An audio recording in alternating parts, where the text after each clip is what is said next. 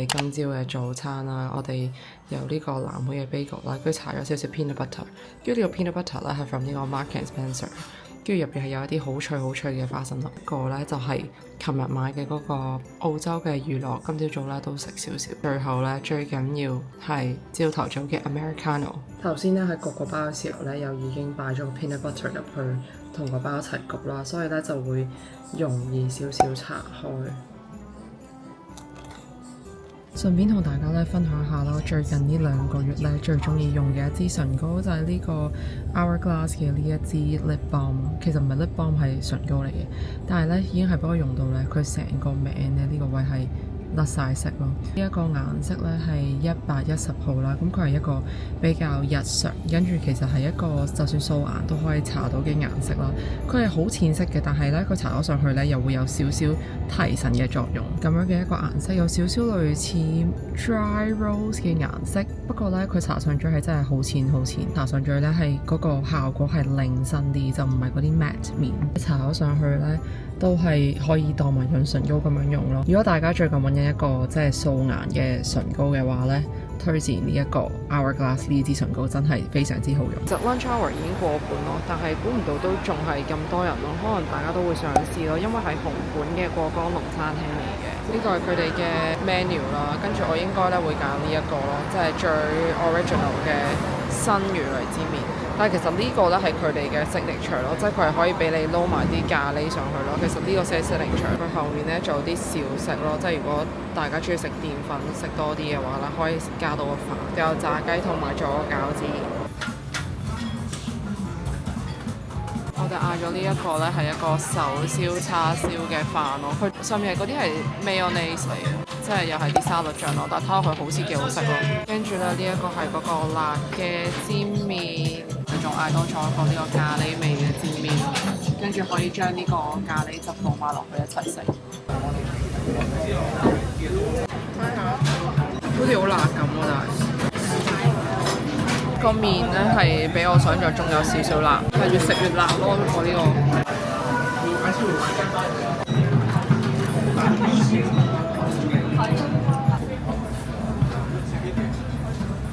我頭先嗌嗰個辣嘅煎麵咧係真係好辣咯，即係因為我自己都係一個幾食得辣嘅人啦，但係咧佢嗰個煎麵嗰個辣嘅程度係我 feel 到而家個肚咧仲有啲滾咯。我咧大家係食得辣嘅話係可以挑戰下食辣嗰個，嗰一個係極辣嘅 version 嘅。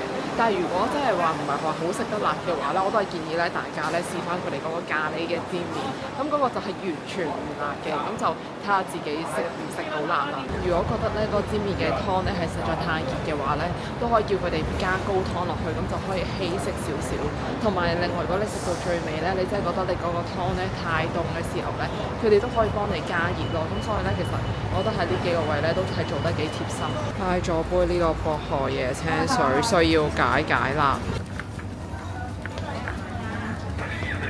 我哋而家咧做緊呢個 grocery shopping， 跟住買緊餸。又嚟咧做呢個 bagel 啦，因為咧我而家屋企嘅麵包咧已經冇晒啦，跟住聽日係冇早餐啦。我而家咧就準備咧整一啲豆漿味嘅 bagel。咁之前咧已經喺街嗰度咧其實買咗支豆漿啦，咁所以咧我會用豆漿去取代水嘅今次。首先咧而家要落咗啲麵粉先咯。其實咧自己整 bagel 之後咧，發現咧 bagel 嘅配方咧係真係好乾淨咯，因為基本上你又唔會落牛油啦，跟住又會落好少糖啦，又唔落食油啦，咁所以咧基本上都真係淨係得麵粉同埋啲味道咯。之前咧整麵包咧一直係用嚟攞一個牌子嘅酵母啦，前嗰排咧就換咗呢一個法國嘅牌子嘅一個酵母啦。我發現佢呢一個嘅酵母咧發出嚟咧係再發得快啲咯。嗰包酵母同埋呢一包酵母都第一次用嘅比較情況底下啦，嗰包酵母發得係冇咁勁，但係呢一個咧係真係發得大啲咯，個包會同埋嗰個時間都會快啲咯。我而家呢一度入邊咧，其實就淨係落咗麵粉啦、鹽同埋酵母，咁我就冇落糖嘅，因為豆漿入邊其實已經有糖，咁我就 skip 咗唔落 extra 嘅糖。咁而家首先第一樣嘢要做嘅咧，要將呢一啲 ingredients 咧撈勻咗佢先，跟住先至再落豆漿。同埋自從咧自己整麵包之後咧，會發現咧其實麵包其實真係唔係好難整咯，不過咧係要少少耐心同埋時間比較長咯，即係譬如你要等佢發酵嘅時候啦，或者你喺初度去起筋嘅時候咧，其實都要啲時間啦。咁但係如果你有嗰啲廚師機嘅話呢，當然係會快好多啦。咁但係始終我自己整嘅份量呢就唔多啦，咁所以呢，都係主要呢都係用手去搓佢咯。咁跟住呢，我就會加呢個豆漿落去。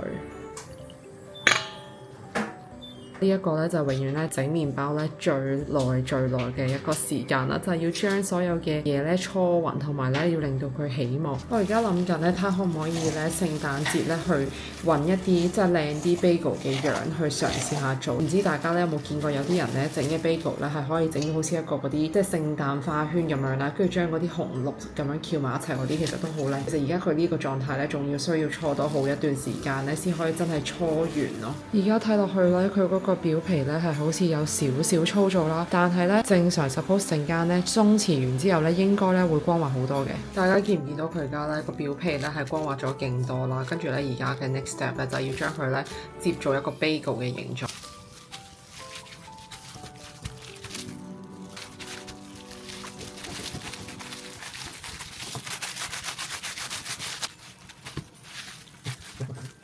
就係呢一盒啊，要將佢套入去，跟住咧包埋一齊。呢個位係最難控制到咯。跟住包完之後咧，可以咁樣捲一捲，好似冬甩咁樣，跟住就完成一個啦。又俾大家睇下而家個包發到嘅情況，係發大咗1.5倍左右應該，但係咧應該可以再發大多少少。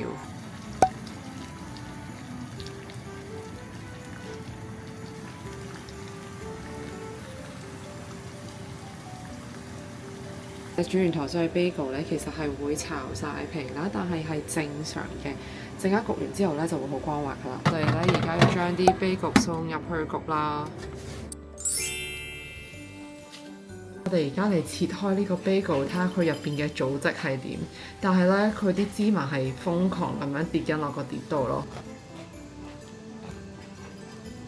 陣陣，佢好似好鬆軟，好 soft 喎。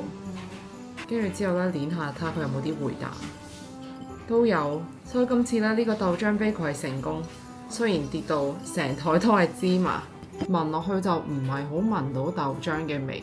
而家試少少睇下會唔會有豆漿嘅味，因為啲芝麻味好似冚咗豆漿嘅味咯。我覺得豆漿嘅味唔係好出咯。